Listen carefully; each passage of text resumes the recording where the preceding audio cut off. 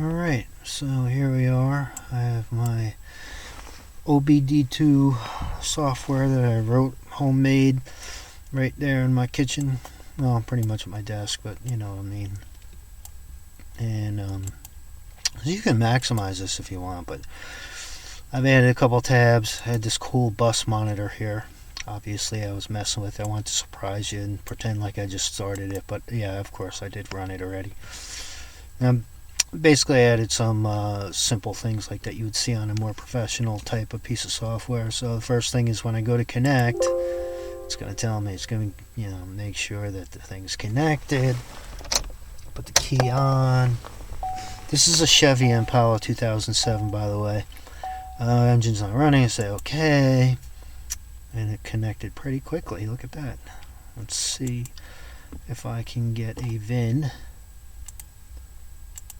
Oh, look at that. I know. I messed around with this. I don't know what can't call this thing. You know, our plot, our graph, whatever. And so let me start the car up and run right over to a couple of these parameters. Say engine RPM, for example. Okay, so.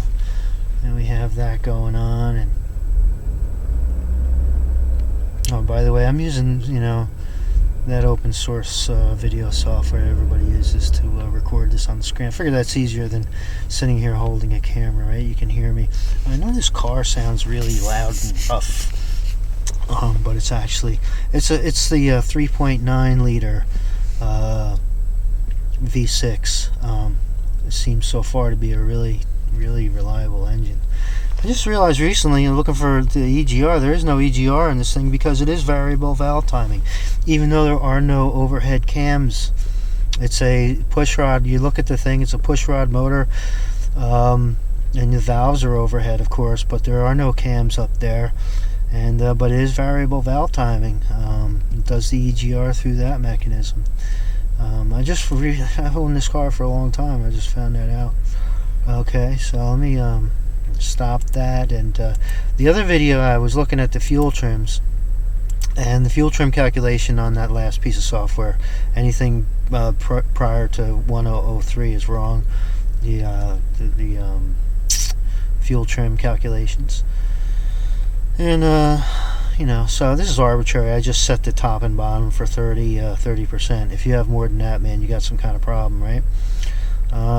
And I think this will adjust anyway for that, maybe. I don't know. I'm not sure. I think it will. Let me stop. This Impala does not have a bank 2. And actually in the OBD2 specs, there's more than bank 2. But if I go for a bank that I don't have, like if you have a 4-cylinder, you'll just get this no data. I thought I would have 2 banks with a V6, but no. Just 1 bank. And there's my long term, which is beautiful at 0, right? Short term is bouncing around near 0. So the car itself seems pretty healthy. Getting DTCs is funky still. You're not going to get a good count. You're gonna. Oh no, I don't want. Oh, I added that too. So if you see, I almost cleared my DTCs. I did not want to clear my DTCs. I just want to read them. And I even if it got them, I don't have a car with DTCs right now, so I don't know what the hell you're gonna get. But the most interesting thing I added here, which makes this different than any other sort of OBD2, as far as I know, OBD2 sort of software, is I have a bus monitor in here now, man, where you can set the address, you can set the CAN address and monitor. So right here I have now what you have is you have a mask for the address, and you have the address itself that you're looking for, and it could be either, this is for like an 11-bit, but it could be the 29-bit. You just have leading zeros. You have to make sure that you're using leading zeros and that these are all full of F's. There's 8 characters. Each one of these characters stands for 4 bits. If you're going to mess with this, it'd really be good for you to look at what all these do. These represent 4 bits. I guess I should make a video on that. these represent 4 bits. Each one of these digits represent 4 bits. You know, this would be 4 zeros. All these zeros would be like, you know, each 0 is 4 zeros. The F, by the way, which represents 16, right? Because we only have 1 digit space. We go 1, 2, 3, 4, 5, 6, 7, 8, 9, and we don't want to add 2 digits, so we just go A, B, C, D, E, F, and 16 is the highest. 16 is for F, which is 16. Actually, it's 15, but it's the 16th because we start at 0.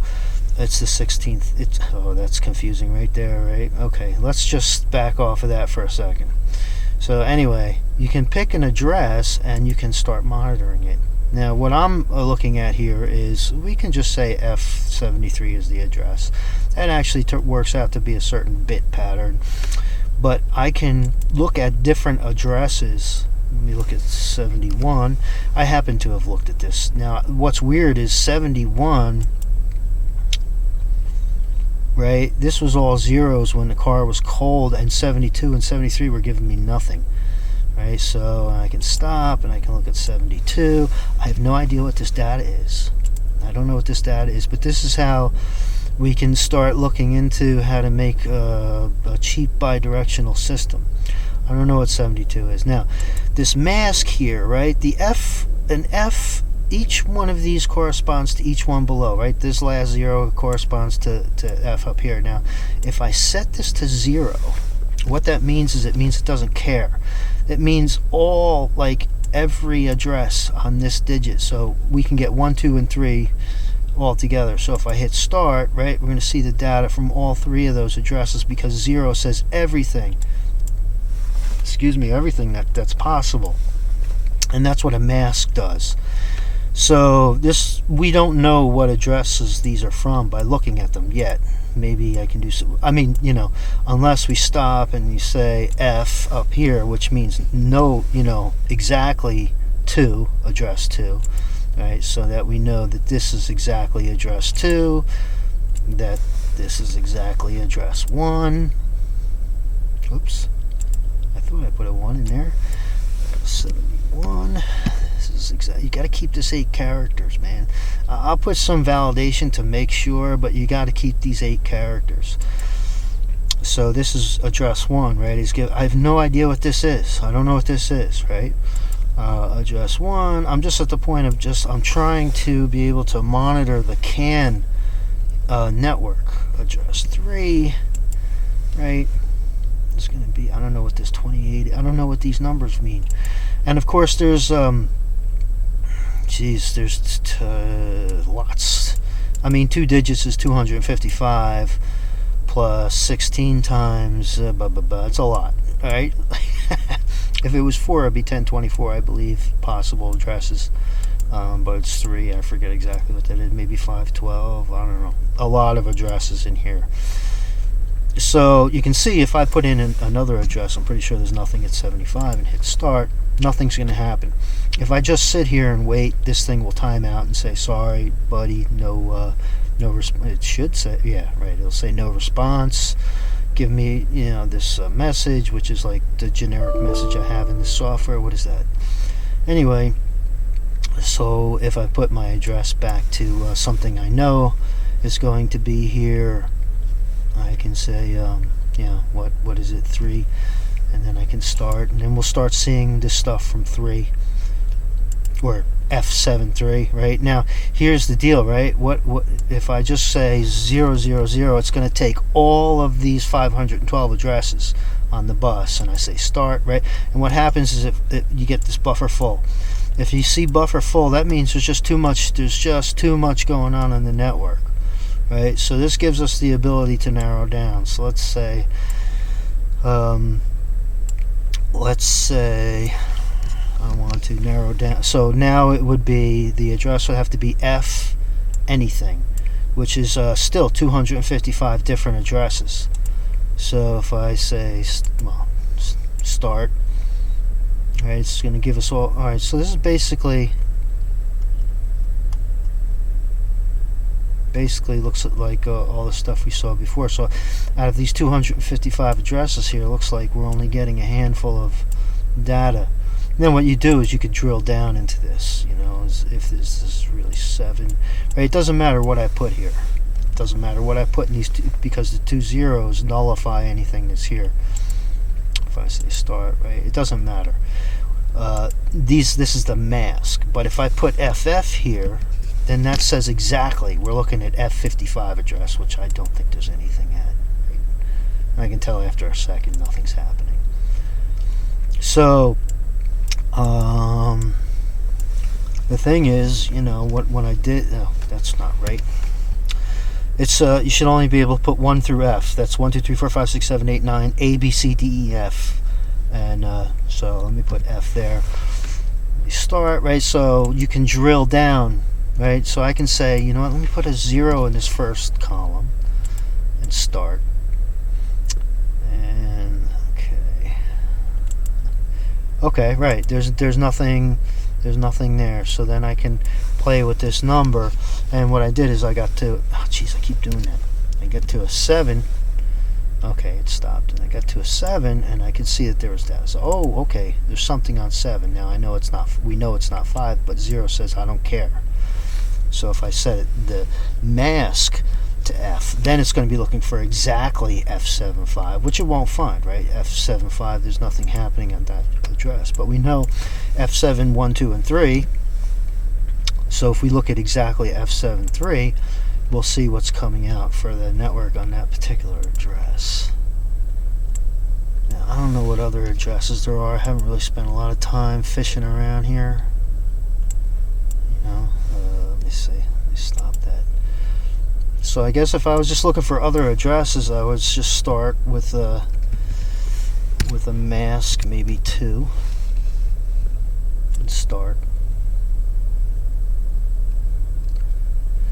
How would you know what addresses that was?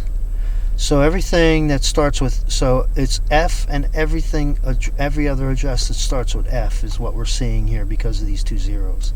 Man, I don't know if that makes sense. I might need to make a video on just how this mask and this address work. You know, but it's a way, the mask is a way for you to sort of look at a lot of addresses at once. Is basically what's going on here. So let's say I'm looking for exactly, right? No, let's just keep this all totally legit. Let's say I'm looking for anything that is, let's say I'm looking for an address that's anything 7 anything, right? So I can just go, I don't know what this will do. Oh, this should give us like at least what we saw before. So it will look for an address, and it doesn't matter what this is here, and it doesn't matter what this is here because of these zeros. These zeros say I don't care. So if I start, okay, look, we're getting a whole bunch of data coming out of here, right? So I don't know where this stuff's coming from, what addresses these are. Likely it's this first digit, right?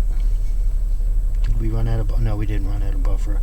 I think it'll hit, I wrote it to hit like 300 lines and then clear it out, because most of the data is going to be repeating itself.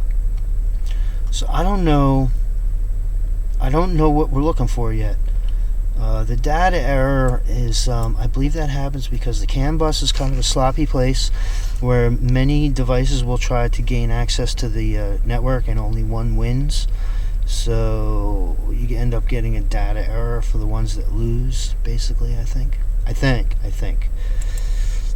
So we know, right? So now we know already. Now if you know about bits and bytes, you can do things like you can put an 8 in here, which means only the first bit. Like, if, remember, each one of these is 4 bits.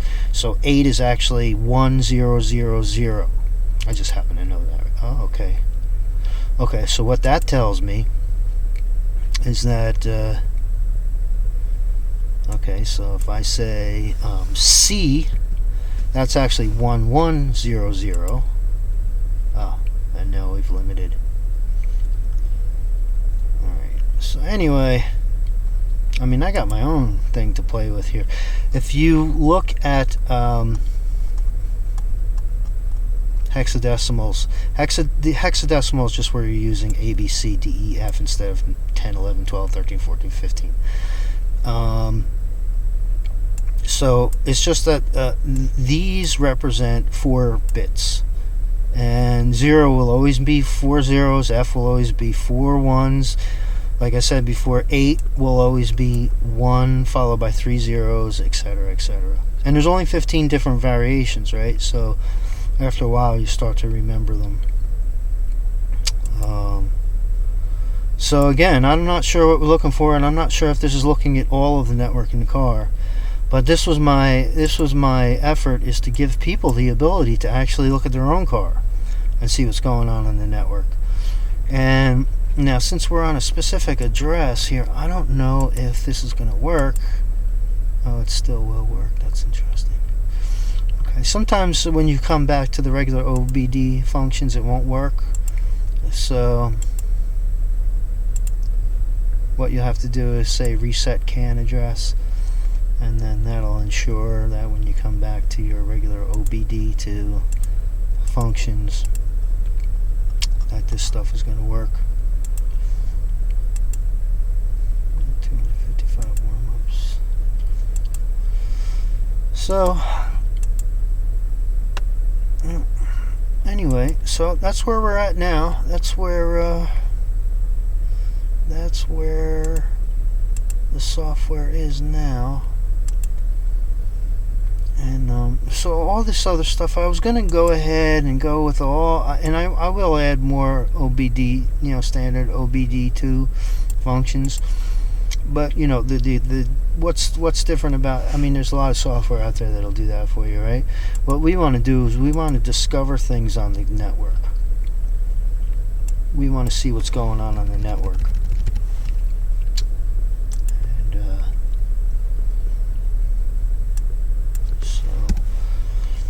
I'm not sure what we're looking for, but I know that the devices that we want to control through this quote-unquote bi-directional functionality are going to be by accessing devices on the CAN network directly, I think. Alright, so, oh, by the way, this software is available. You can get this software. It's at thoughtpill.com. There's a link in there. I'll put a link in the description too. But people have asked me about this software. You can get this right away. But remember, this is experimental. This is like, be careful what you're doing here with this. I don't believe it's going to do anything to your car. But, we can't know for sure. And just understand it's free, and it's just we're experimenting here. And we want to have, maybe people can come back and say, hey, look, I found this interesting thing on the network, or maybe I don't know enough about the CAN. Maybe there's more data that we need to see on this network that I'm not seeing. So yeah, I don't know what. Apparently there's a plethora of data. See, all zeros mean just it doesn't care what's in here now. When I put all zeros in there, that's why we get a buffer full, because there's just too much stuff coming across the network. And by sort of limiting out this mask, by using the mask, we can limit what's actually coming back through the network. So it takes a little bit of brain power, to understand what these F's and things, what these hexadecimal digits represent. It's very simply, each digit, like those two, represent a byte, which is 8 bits. Each digit itself is 4 bits. And the number that you see, 7, for example, is actually 0, 1, 1, 1. And 7 will always be 0, 1, 1, 1. That's 4 bits. So 7F is 0, 1, 1, 1, 1, 1, 1, 1. Right? Because F is always 4 ones. The thing is, those relationships are always there. They never change. Alright, so I just wanted to give you an update. You can go get version 103 up there and mess around. You can look at your, I don't know, see how far you travel with your light on. I still have to get, this shouldn't even be there, right? Start bus monitor used to do through here, but you actually want to just come over here and just run your bus monitor through these controls here.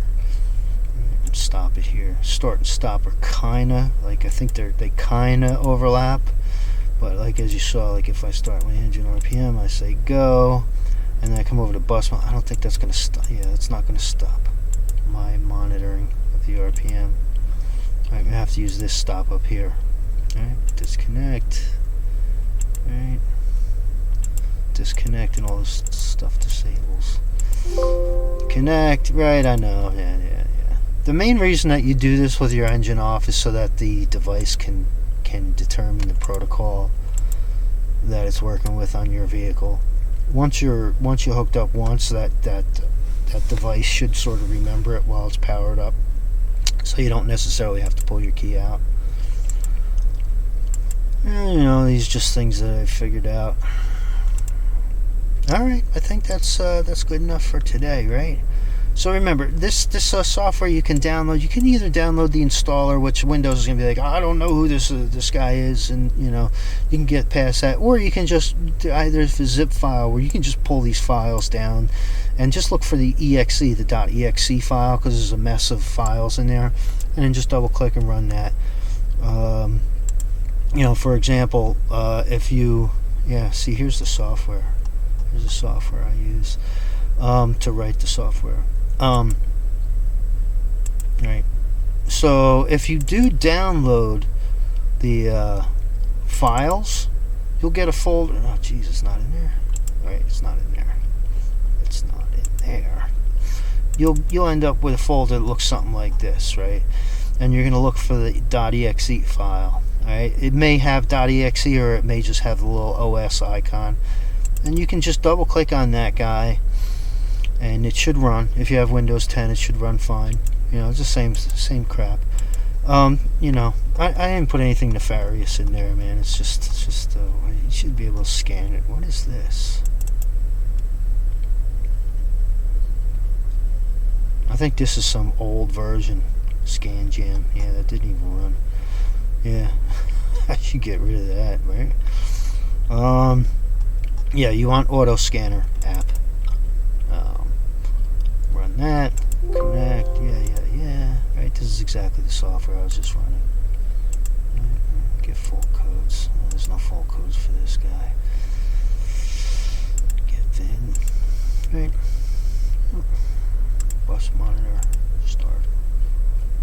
You don't know what the hell we're looking at here. Okay, again, going over the same old ground, so there it is. Thoughtpill.com to get this crap, or just look at the description for the link, and you can get either an installer, or you can just, you know, I'll give you a zip file. There's a zip file available there where you just get all these things. You just pull, you know, into a folder, and you're looking for this Auto Scanner app .exe. You can't see it, but it is a .exe file. Alright, very good. Thanks a lot, man. I don't know. I'm still looking for a job. Nobody wants to hire me. I'm too white or something. Oh, I can't say that, right? Something wrong with me. Anyway,